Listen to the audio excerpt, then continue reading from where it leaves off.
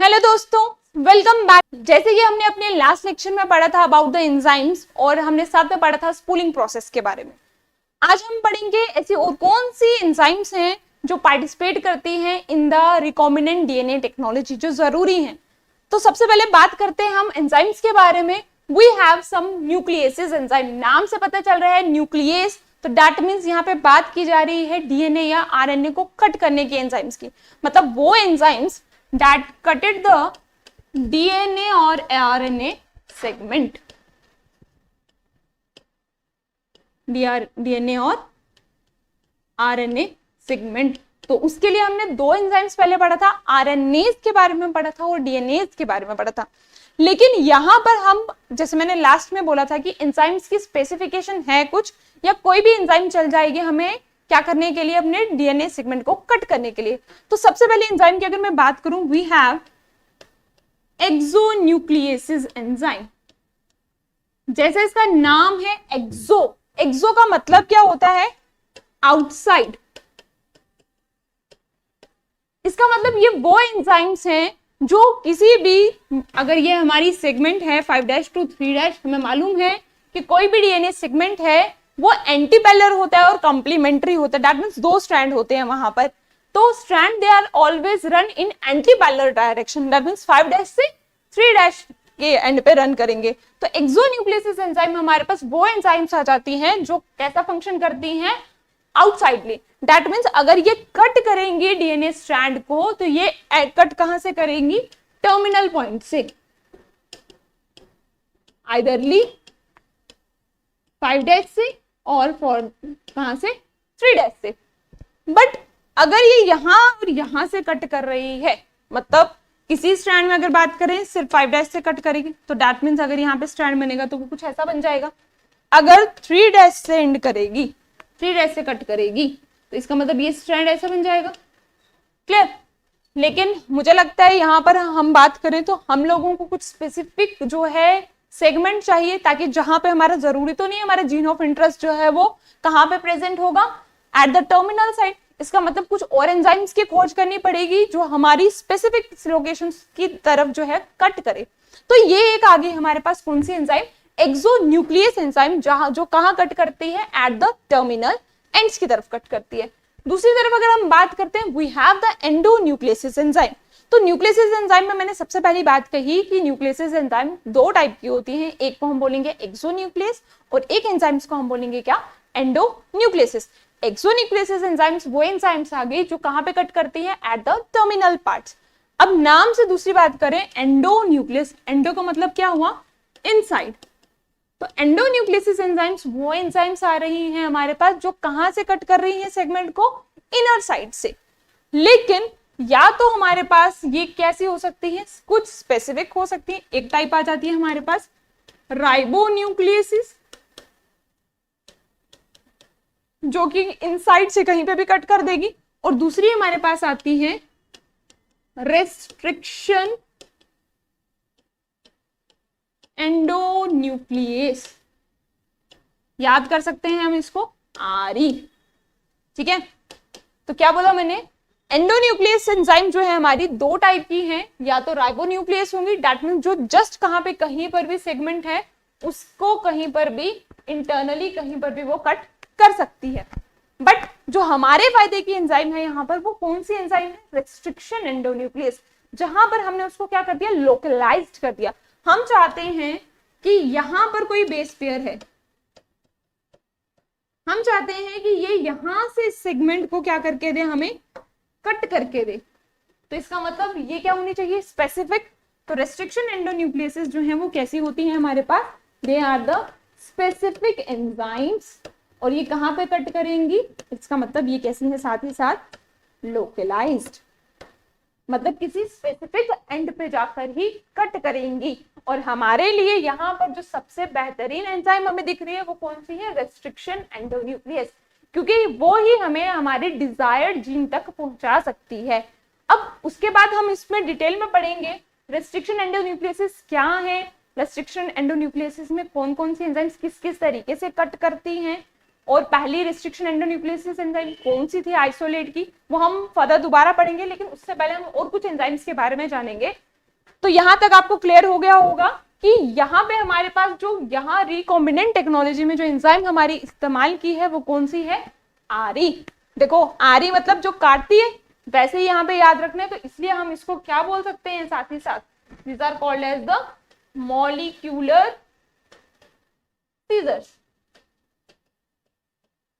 और we called it as the biological scissor। ठीक है, किसी भी नाम से हम बोल सकते हैं इसको, बायोलॉजिकल सीजर भी बोल सकते हैं, मॉलिक्यूलर सीजर भी बोल सकते हैं, क्योंकि मॉलिक्यूलर लेवल पर जाकर ये क्या करती हैं, सेगमेंट को कट आउट करती हैं। एक चीज, दूसरी चीज, ये कट आउट कर क्या रही है, ये कट आउट करती है डीएनए स्ट्रैंड की फॉस्फोडाइएस्टर लिंकेज को। ये इंपॉर्टेंट है याद रखना यहाँ पर कि ये कट आउट क्या कर रही है, दे कट आउट द, किसकी बात कर रही हूँ, रिस्ट्रिक्शन एंडोन्यूक्लियस की बात कर रही हूँ कि रिस्ट्रिक्शन एंडोन्यूक्लियस एंजाइम जो है हमारे पास वो क्या काम करती है, ये रिस्ट्रिक्शन एंडोन्यूक्लियोसिस हमारे पास स्पेसिफिक लोकेशंस पे कट कर रही है। एक चीज हमने ये चीज बोली, क्लियर। दूसरा हमने बोला इसका मतलब ये हमारे लिए काम की एंजाइम है जो स्पेसिफिक एंड पे कट कर रही है, मॉलिक्यूलर सीजर बोल सकते हैं, बायोलॉजिकल सीजर भी हम इसको बोल सकते हैं। और साथ ही साथ ये कट आउट कहाँ पे कर रही है, उस पॉइंट पे कर रही है जो हमारे लिए क्या है, फायदेमंद, जो हमारे लिए क्या है, डिजायर्ड वन है। तो ये हमारे लिए वहां पर क्या कर रही है, कट आउट कर रही है रिस्ट्रिक्शन एंडोन्यूक्लियोसिस। लेकिन जो स्पेसिफिक पॉइंट है जहां से क्वेश्चन आएगा, वो पॉइंट क्या याद रखना है, ये कट कहां करती हैं, जहां पर हमारे पास फॉस्फोडाइएस्टर लिंकेज को बिटवीन टू डीएनए स्ट्रैंड। तो इस पे क्वेश्चन आता है, ये याद रखना है, between the two DNA strands के बीच में जो डाइएस्टर बॉन्ड होती है, कौन सी डाइएस्टर बॉन्ड, जिसको हम शुगर फॉस्फेट बॉन्ड भी बोलते हैं, दैट इज द बैकबोन। तो फॉस्फोडाइएस्टर लिंकेज के दो डीएनए स्ट्रैंड्स को ये क्या कर देती है, कट आउट करती है। ये वाला पॉइंट याद रखना है, इस पे से क्वेश्चन आता है। एक पॉइंट ये हो गया। इसके अलावा और कौन सी एंजाइम्स है जो हमारे लिए हेल्पफुल है, तो जैसे कि अगर बात करें हम लाइगेसेस एंजाइम, लाइगेसेस एंजाइम्स क्या करेंगी, उन लिंकेजेस को, जो डीएनए, दो डीएनए के स्ट्रैंड्स हैं, उनकी लिंकेजेस को अगर जोड़ना है, या हमें कोई भी डीएनए के सेगमेंट्स को हम चाहते हैं कि जोड़ें, तो हम क्या करते हैं, जैसे हमारी नोटबुक है, उसका पेज जो है फट जाता है, ठीक है, तो हम क्या करते हैं, we have tape, we have glues. तो हम मोस्टली हम टेप लगाएंगे तो वो गंदी दिखेगी सामने, लेकिन अगर हम ग्लू लगाते हैं उसको तो पेपर चिपक जाता है नॉर्मली हमारा आराम से। यहां पर भी हम जो क्या करते हैं, दो डीएनए सेगमेंट्स को जहां जोड़ रहे हैं with the help of what, with the help of the ligase enzyme, और इसको हम T4 लाइगेस एंजाइम भी बोलते हैं। क्लियर? या फिर आप इसको क्या बोल सकते हो, वी कॉल इट एज, क्या बोलेंगे हम इसको, ग्लू भी बोल सकते हो, ठीक है। It is called as biological glue, क्योंकि ये काम किसके कर रही है, ग्लू की तरह दो सेगमेंट्स को जोड़ने के लिए। तो याद रखोगे लाइगेसेस एंजाइम्स जो हैं, they are used to join the segments, join the, या फिर आप बोल सकते हो join the two segments of DNA strand. Clear? तो ये हमारा आ गया किसका काम, लाइगेसिस का काम। तो इस बेसिस पे आप इसको सीलिंग और जॉइनिंग एंजाइम भी बोल सकते हो। क्लियर? जॉइनिंग या सीलिंग एंजाइम भी बोल सकते हो। क्लियर?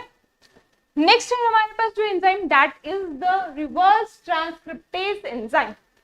देखो नाम पता चल रहा है ट्रांसक्रिप्टेज, तो इसका मतलब कुछ ना कुछ लिंक है हमारा किसका, ट्रांसक्रिप्शन से। And what is transcription? Transcription is the formation of RNA from DNA. ठीक है, डीएनए से आरएनए के बनने के प्रोसेस को हम क्या बोलते हैं, ट्रांसक्रिप्शन, क्योंकि नेक्स्ट प्रोसेस जो होने हैं आरएनए से वो प्रोटीन बनने हैं, that is translation. But transcription is what, DNA से आरएनए का बनना। लेकिन यहां पर टर्म यूज की हुई है रिवर्स ट्रांसक्रिप्टेज, एस लगा हुआ है, तो दैट मींस यहां एंजाइम की बात कर रहा है ये। अब एंजाइम की बात कर रहा है, लेकिन कौन से डायरेक्शन में, रिवर्स डायरेक्शन, है ना। दैट मीन्स बैकवर्ड डायरेक्शन की बात कर रहा है, रिवर्स डायरेक्शन की बात कर रहा है।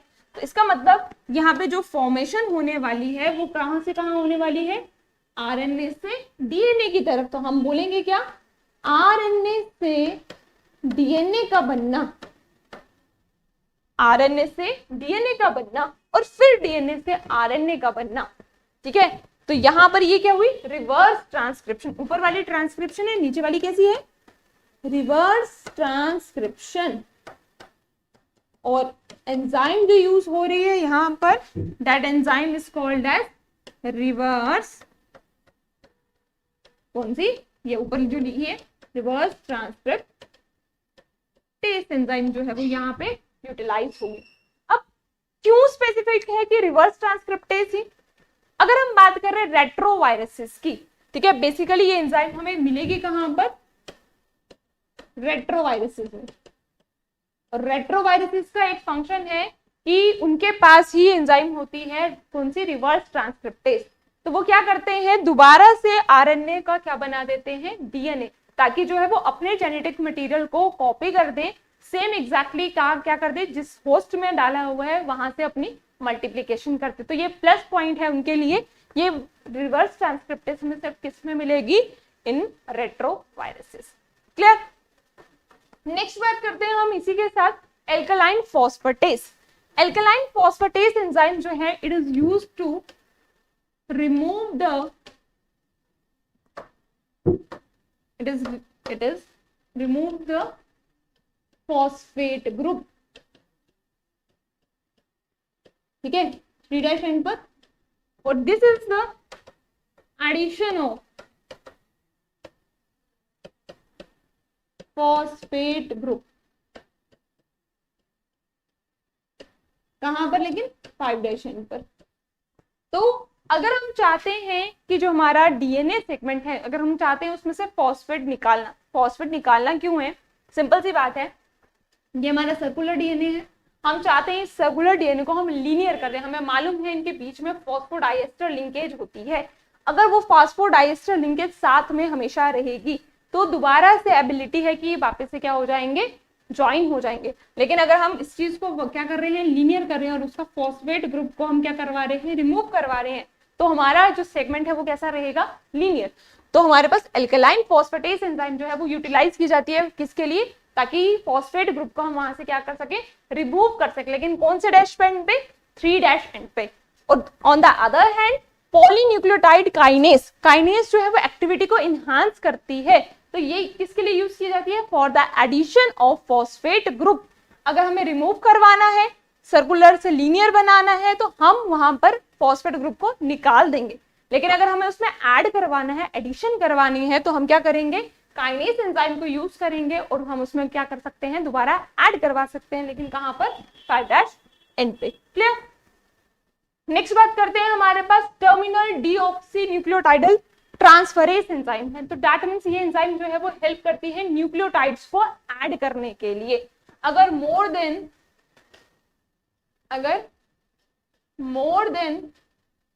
2 या 1-2 न्यूक्लियोटाइड्स हमको ऐड करने हैं,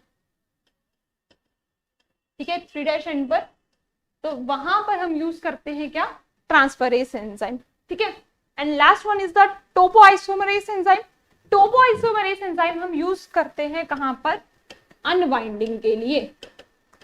ठीक है, जब हम पढ़ेंगे रेप्लिकेशन प्रोसेस, ठीक है, रेप्लिकेशन, डीएनए रेप्लिकेशन वगैरह पढ़ेंगे, वहां पढ़ेंगे कि जो हमारे पास क्या बनता है, रेप्लिकेशन फोक बनता है हमारे पास, उस चीज को, उस फोक को अनवाइंड करने के लिए, 2 डीएनए के स्ट्रैंड्स को ओपन करने के लिए जो एंजाइम लगती है, दैट इज द टोपोआइसोमरेज। तो ये आ गया अनवाइंडिंग द डीएनए स्ट्रैंड।